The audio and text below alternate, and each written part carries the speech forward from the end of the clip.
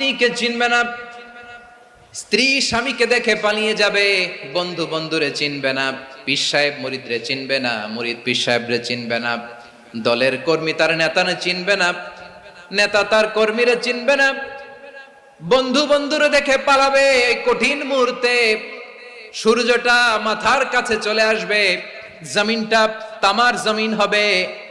আজকের জমিনের মতো নয়। মানুষ ঘর্মাক্ত, ক্লান্ত, শ্রান্ত মাথার মগজগুলো কানের ছিদ্র আর নাকের ছিদ্র দিয়ে বেয়ে বেয়ে পড়বে। বিশ্বনবী ফরমান, ময়দানে 7 শ্রেণীর ব্যক্তিকে রব্বুল আলামিন তার আরশের নিচে ছায়া দিবেন। তার মধ্যে প্রথম শ্রেণীর ব্যক্তি হলো ইমামুন আদিল। ইমামুন আদিল, ন্যায়পরায়ণ শাসক, যে ইনসাফের সাথে বিচার করে, যে জাস্টিস সমাজে সার্ভ করে, যে সুশাসন নিশ্চিত করে।